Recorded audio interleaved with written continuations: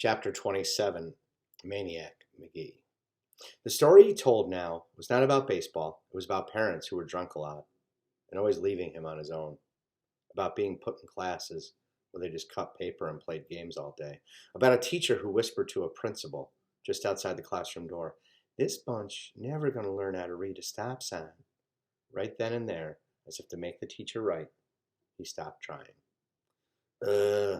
The part I didn't tell you about Bluefield, I was only 15 when I ran away. The kid and the old man climbed into the pickup. They made 3 stops. First, they stopped by the park office at the zoo, where Grayson told the superintendent he just wanted to work part-time for a while in the afternoons. "Fine," said the superintendent, "just so you don't expect to get paid full-time." Then they went to the library book sale racks, and they brought about 20 old picture books, such as The Story of a Bar and Mike Mulligan's Steam Shovel and The Little Engine That Could. Then they went to Woolworth's for a small portable chalkboard and a piece of chalk. Within 3 days, Grayson had the alphabet down pat, the shapes, the sounds. After a week, he could read 1-syllable words, but he was reading them from memory. It took another couple of weeks before he began to get the hang of sounding out words he had never seen before. The old man showed an early knack for consonants. Sometimes he got M and N mixed up, but the only one that gave him trouble day in and day out was C. It reminded him of a bronc some cowboy dared him to ride in his Texas League days.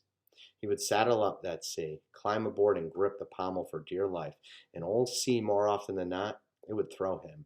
Whenever that happened, he'd just climb right back on the rider some more. Pretty soon C saw who was boss and gave up the fight. But even at their ornerest, consonants were fun. Vowels were something else.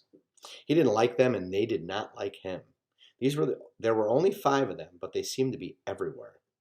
Why, you could go through 20 words without bumping into some of the shyer consonants, but it seemed as if you couldn't tiptoe past a syllable without waking up a vowel.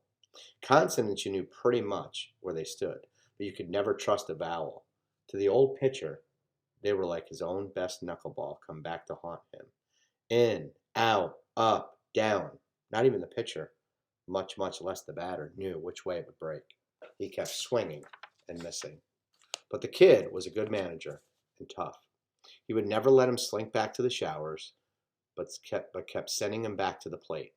The kid used different words, but in his ears the old minor leaguer heard, "Keep your eye on it. Hold your swing. Watch it all the way in. Don't be anxious. Just make contact." And soon enough, that's what he was doing. Nailing some vowels on the button, riding them from consonant to consonant, syllable to syllable, word to word. One day the kid wrote on the blackboard, "I see the ball." And the old man studied it a while and said slowly and gingerly, "I see the ball." Maniac whooped, "You're reading." "I'm reading," yet the old man. His smile was so wide, he'd have to break it into sections to fit it through the doorway.